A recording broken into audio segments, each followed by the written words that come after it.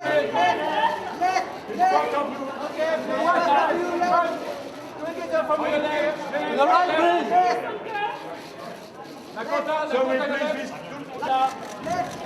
on your right.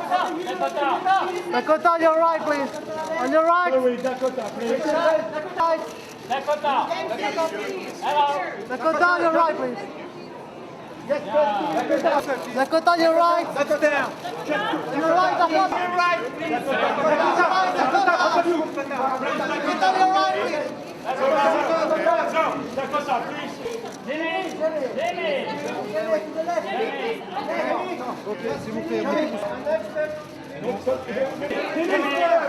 Jenny, front of you. On your right, please. On your right. On your right. On your right. On your right, please. Smile, Jamie. Jimmy's looking all great. Rita. On your right, please.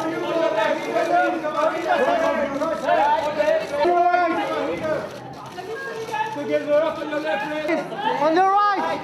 On your right. Rita, please. Rita. Rita. Rita. Rita. On your right. Rita, on your right, please. Rita, on your right. Rita, on your right. Rita. Rita, Rita. Rita, on your right. On your right, please. Rita, on your right.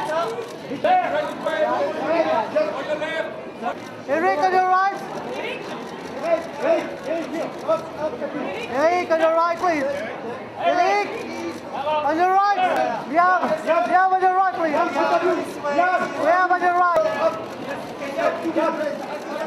Your picture taken. On your right. It's amazing. I've never had a premiere in Paris before, so it's beautiful and it's snowy outside and it's freezing cold and people are here and it's amazing. It's very exciting. I love that she starts out in one place and ends up in the polar opposite while still maintaining her integrity and her vulnerability and her compassion, but she's intelligent and she's powerful and she doesn't compromise that for anything. In the third film, yes, she's a lot more powerful. I think that it is enticing and I think it's liberating for people. I think because this sort of subject matter is written on a sort of commercial level, it's more accessible to people and a bit more comprehensible. So I think that's kind of why it's a big success. And it's also kind of a fairy tale love story. I think they can expect more of a thriller. It's beautiful. It's the most epic version of the love story, and it's the end, and it's just it's a special one. Oh, I love it. I love Paris. I did my first ever job here, and we actually filmed in the Opera, where we filmed some of this movie as well. So it's nice. It was nice to finish the movie here, and it's nice to be here celebrating the final premiere. I mean, he's come on a long way from when we first meet him. I think he grows up a lot during the three movies. I think love is meant to bring out the best in people, and relationships are meant to bring out the best in people, and I think that's what happens with him. And he's a much more rounded and likable version by Freed compared to when we first met him. I think it's a great ending to an amazing ride. I think it's perfect since the movie filming here, finished here, and I don't know, I'm kind of sad that it's over, but I'm very excited to get in there and watch the final. Yes, this time Mia is going through a lot, but you know what? It's fine because it kind of brings the family together. So it's like dark, but also really exciting. I love the growth. I loved how it's really shaped into not only a love, sex, fashion, almost passionate movie, but it's also got an undertone of family and balance, which I think is really cool. It's it's amazing. Dakota's so good and so chilled and professional, and Jamie's also really, really amazing at what he does. And he's so gorgeous to look at. It's pretty difficult to not look at the screen, and I love his family and his wife, and it's just a really good combination. I think this film is all about, of course, sex, love, passion, but again, they fight for their family and what they love, and you see it, and you kind of really see a real family form, so yeah. Yeah, it's for you. It's with me and Liam Payne, who is just somewhere over there, and it's a love song finishing off the movie, and it's really good. It's the lead single of the soundtrack, and yeah, I'm very proud of it. Thank you. It's fantastic, and it's so romantic outside with all the snow. It's great. Great timing. Well, I haven't seen it yet. I'm excited to see it. No, I haven't seen it yet. So I'm excited to see it. I can't wait to see what happens. I just think it's been amazing. I was speaking to Erica last night. I was lucky enough to meet her, and I just think it's fantastic that she wrote these books out of nowhere, and they've turned into such like a massive part of time for us, of our generation. And she was like, I didn't mean to write it, and I think that's the most beautiful thing. She was just writing them for fun, and then obviously it turned out to be this whole trilogy of things that's turned into movies and everything else. So it's been fantastic. Well, I think purely that. I think the fact that she was writing these books purely for her own enjoyment, she put her heart and soul into it because this is what she enjoyed, and then you find out that loads of people enjoy it as well. So I think that's what makes it special. I often think the easiest things that you create are the things you create in like 10 minutes. You think of this idea and then suddenly it just happens. And I think that's kind of what happened with her, really. Although it would have took a long time to write those books. If she wrote those books in 10 minutes, she'd be doing something else. I think they're fantastic. I mean, when I think of the 50 Shades franchise, they're the first people I think of. And I was lucky enough to meet them both yesterday. I had a little bit of a chat with Jamie, and he's a super cool guy, so it's nice to meet the people behind the characters. Thank you very much. Thank you. In Paris, it's poetic, because we finished the shoot here in Paris, and it was a lovely summer day, and now we're here, and we've got the snow, and it looks like we're inside a Parisian snow globe. It's beautiful, so it feels right. Jack is back. Jack is back in a bad way. Definitely. Very bad way. Yeah, it's been amazing. It's been a 2-year journey now for me, and the fandom, the 50 Shades family has been amazing. Erica herself has been amazing, bringing me into this fold, and there hasn't been a moment I haven't been pinching myself. I don't think it's been pretty incredible. So I'm just thankful to be here. Can't wait to see it on the big screen, and yeah, just really grateful to be here. I think it's a classic fairy tale. It's a love story we've heard before, but set in a new way. And I think it was titillating. It got people talking, and it's a fun fantasy escape story. I think this is really about 50 Shades Freed is about letting go of the past, and it's for them. It's about trying to move on and finding a new way to communicate. And for Jack Hyde, he definitely can't let go of the past. So I think, to me, that's what it means.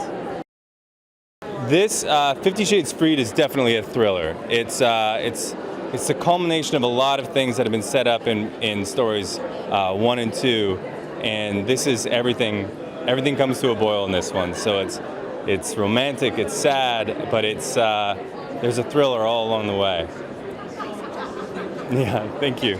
It's very exciting and very appropriate because, of course, the books are set in Paris. We also came and shot here during the summer, and we had a fantastic time. And of course, it's the city of love. So where else should we be for the last chapter in this?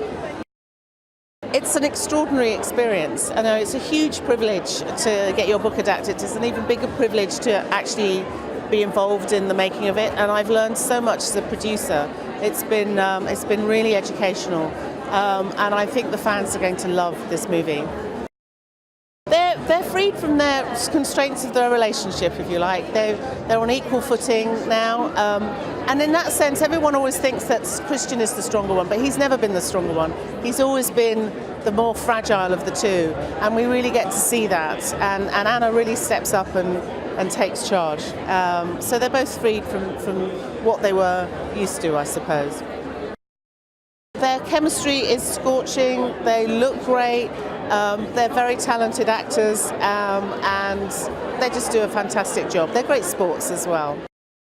I think they could expect some thrills, some darkness, and some sexy times. And also, people should stay until the end of the credits, or until the credits. Yes, that's a top tip. Okay?